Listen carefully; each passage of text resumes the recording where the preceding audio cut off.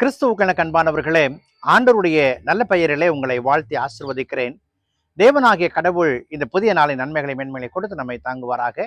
இந்த நாளின் சிந்தனைக்காக ஒரு வசனத்தை உங்களுக்கு முன்பாக வைக்கிறேன். அது அப்போஸ்தலனாகிய பவுல் கலாத்தியருக்கு எழுதின கடிதம் 6ஆம் அதிகாரம் 9வது வசனம். நன்மை செய்கிறதில் சோர்ந்து போகாமல் இருப்போமாக, நாம் தளர்ந்து போகாதிருந்தால் ஏற்ற காலத்திலே அறுப்போம். அன்புக்குரியவர்களே, இந்த உலக வாழ்க்கையில நாம் நன்மை செய்யும்படியாக படைக்கப்பட்ட மக்களாய் காணப்படுகிறோம்.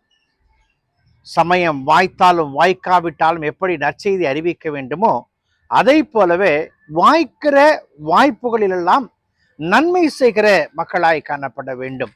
அநேக நேரங்களில நான் பார்த்திருக்கிறேன், சில மக்கள் தொடர்ந்து மக்களுக்கு உதவி செய்வார்கள், நன்மை செய்வார்கள், அவளை மகிழ்ச்சிக்குள்ளாக நடத்துவார்கள், அவருடைய தேவைகளை சந்திப்பார்கள், தாராளமயமாக எல்லாவற்றிலும் தன்னுடைய பங்களிப்பை காண்பிப்பார்கள்.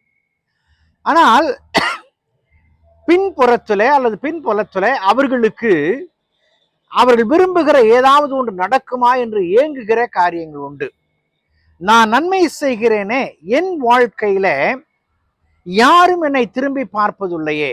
சில இடங்களிலே நன்மை செய்த மக்கள், நன்மையை பெற்ற மக்கள் நம்மை அசட்டை பண்ணும் பொழுது இந்த எண்ணங்கள் வரும். நன்மையை பெற்ற மக்கள் அவர்கள் நன்மை செய்ய வேண்டாம், குறைந்தபட்சம் அசட்டை பண்ணாமல் இருக்கலாம், அந்த நட்பை வெளிக்காட்டுகிற நிலையிலே காணப்படலாம், உதாசீனப்படுத்தாது இருக்கலாம். ஆனால் நன்மையை பெற்ற மக்கள் அப்படி வரும் பொழுது நான் ஏன் செய்ய வேண்டும், நான் ஏன் இதில் இடைப்பட வேண்டும் என்ற கலக்கங்கள் மக்களுக்கு வருவதுண்டு. ஆனால் ஆண்டவருடைய பிள்ளைகள் என்று நாம் சொல்லும் பொழுது, என் ஆண்டவர் எனக்கு நன்மை செய்திருக்கிறபடியினால எனக்கு வருகிற வாய்ப்புகளிலெல்லாம் நன்மை செய்கிறதுல குறைவற்றவனாய் காணப்பட வேண்டும். பாருங்கள், நான் நன்மை செய்யும் பொழுது என் ஆண்டவரை அறிமுகப்படுத்துகிறேன். I am presenting God through my good deeds.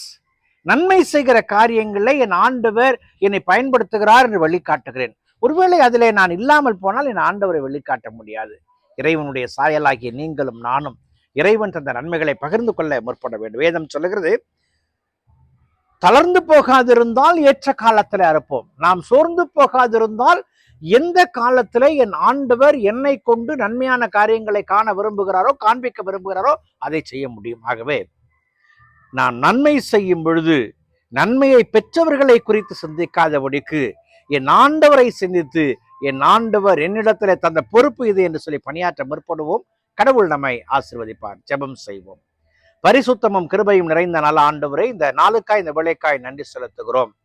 நன்மை செய்கிறதிலே சோர்ந்து போகாத வாழ்வையும், ஏற்ற காலத்திலே அறுவடை செய்கிற வாழ்வையும், இறைவனை எங்கள் வாழ்க்கையிலே காட்டுகிற வாழ்வையும் எங்களுக்கு கொடுத்து காத்துக்கொள்ளும்.